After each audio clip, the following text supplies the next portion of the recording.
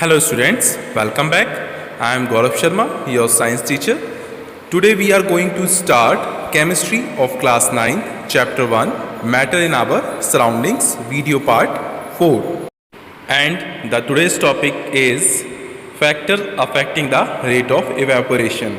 Means कौन कौन से फैक्टर हैं जो इवेपोरेशन के रेट को इंक्रीज और डिक्रीज करते हैं. In the last video we read about evaporation and boiling. तो इवेपोरेशन और बॉइलिंग के बारे में हमने लास्ट वीडियो में थोड़ा सा टॉपिक पढ़ा था. आज हम इवेपोरेशन के बारे में पढ़ेंगे और उसके फैक्टर्स के बारे में पढ़ेंगे. So we already know that particles of matter are never at rest. मतलब मैटर के जो पार्टिकल्स होते हैं वो कभी भी रेस्ट में नहीं होते हैं, हमेशा मूव करते रहते हैं. And second, particles of matter possesses different amount of kinetic energy. मतलब मैटर के जो पार्टिकल्स होते हैं हर एक पार्टिकल्स की अलग अलग अमाउंट में काइनेटिक एनर्जी होती है. मतलब किसी की कम, किसी की ज़्यादा. तो the particles of liquid have more kinetic energy, therefore they are able to overcome the forces of attraction and convert into vapour without any external force. Means liquid के जो पार्टिकल्स होते हैं उनकी काइनेटिक एनर्जी ज़्यादा होती है as compare to solids. तो इसलिए वो क्या होता है, उनके में फोर्स ऑफ अट्रैक्शन उनके पार्टिकल्स में कम हो जाती है और वो डायरेक्टली किस में चेंज हो जाते हैं, वेपर में, बिना किसी एक्सटर्नल फोर्स लगाए हुए. Now what is evaporation? The phenomena of change of a liquid into vapours at any given temperature below its boiling point is called evaporation.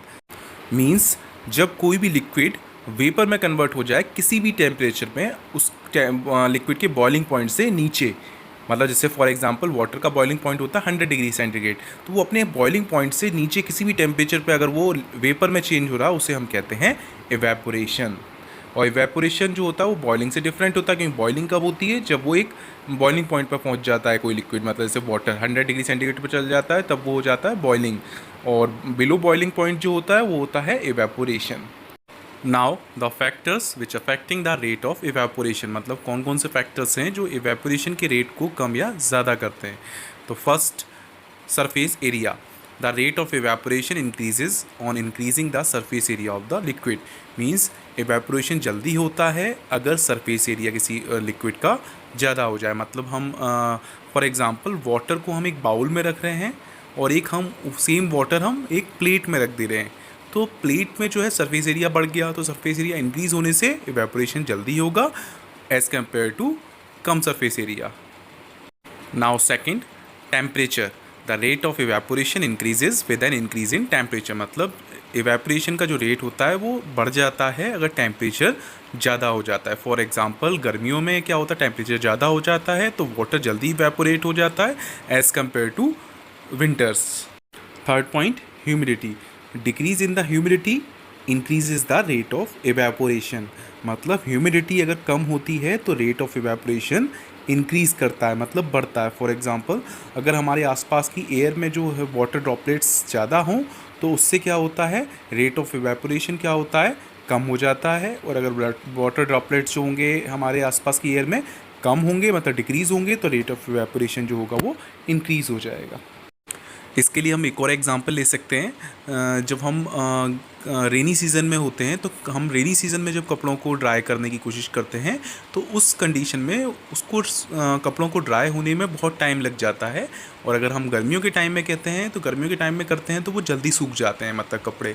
तो एक्चुअली क्या होता है, ह्यूमिडिटी गर्मियों में कम होती है इसलिए रेट ऑफ इवेपोरेशन जल्दी हो जाता है और as compare to rainy season. Next, fourth point, wind speed. An increase in the wind speed increases the rate of evaporation. मतलब जब हवा ज़्यादा तेज़ चलती है, इंक्रीज़ हो जाती है, हवा का चलना बढ़ जाता है तो रेट ऑफ इवेपोरेशन भी बढ़ जाता है, मतलब इंक्रीज़ कर जाता है. Now there are some questions which is related to evaporation. तो question first, how evaporation causes cooling. So the answer is the process of evaporation uses the energy of the liquid particles. मतलब जो evaporation का process होता है उसमें वो क्या करते हैं, liquid particles की ही energy को use करता है evaporation में. तो therefore the particles absorb energy from the surroundings in order to compensate the energy that is being lost in the process of evaporation. This results in cooling of the surrounding area.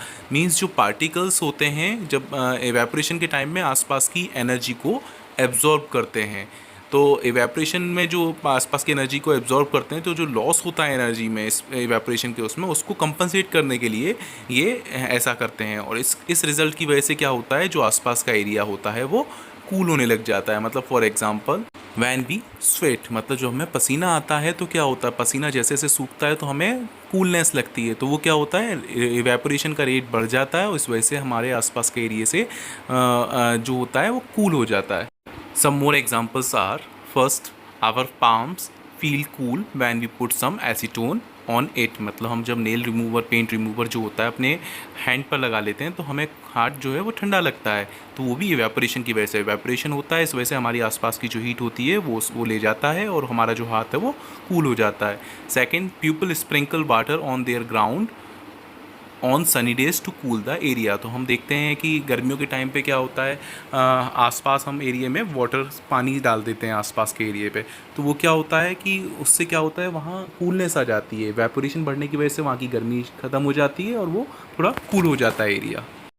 So here we end with this video. In the next video, we will read about factors affecting rate of diffusion, Kelvin and Celsius scale, and two other states of matter, plasma and Bose-Einstein condensate, means BEC, and other important topics. So please like and share my YouTube videos and also subscribe my YouTube channel Physics by Gaurav Sharma. Thank you.